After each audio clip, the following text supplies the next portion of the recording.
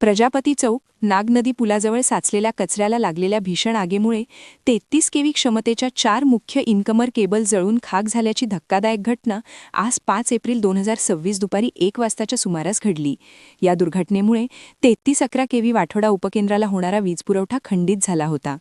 मिळालेल्या माहितीनुसार जळालेल्या केबल्समध्ये पारडी 1 आणि पारडी 2 या वाहिन्यांचा समावेश आहे। या घटनेची माहिती मिळताच महावितरणच्या पथकाने तातडीने धाव घेत वाठोडा उपकेंद्रावरील भार 33 केव्ही मोबिलिटी फीडरवर वळविला, ज्यामुळे परिसरातील ग्राहकांचा वीजपुरवठा पूर्ववत करण्यात आला।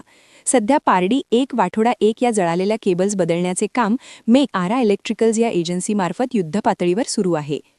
वीज सुरक्षेबाबत महावितरणचे महत्त्वाचे आवाहन।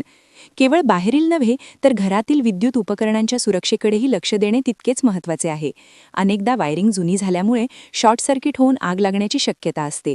या पार्श्वभूमीवर महावितरणने ग्राहकांना सतर्क राहण्याचे आवाहन केले आहे। घरी किंवा परिसरात आग लागल्यास घाबरून न जाता सर्वप्रथम मुख्य वीज पुरवठा मेन स्विच बंद करावा। पाणी वापरणे धोक्याचे ठरू शकते, त्यामुळे शक्य असल्यास कार्बन डायऑक्साईड अग्निशामक यंत्र किंवा कोरडी रेती वापरून आग विझवण्याचा प्रयत्न करावा आणि तातडीने अग्निशमन दलाला पाचारण करावे।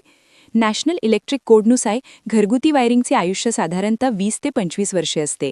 त्यामुळे ज्यांच्या घराचे वायरिंग 20 वर्षांपेक्षा जुने झाले आहे, अशा ग्राहकांनी महाराष्ट्र शासनाचे परवानाधारक विद्युत कंत्राटदाराकडून आपल्या वायरिंगची तपासणी करून घ्यावी आणि त्यांच्या सूचनेनुसार आवश्यक असल्यास वायरिंग बदलून घ्यावी, असे आवाहन महावितरणतर्फे करण्यात आले आहे।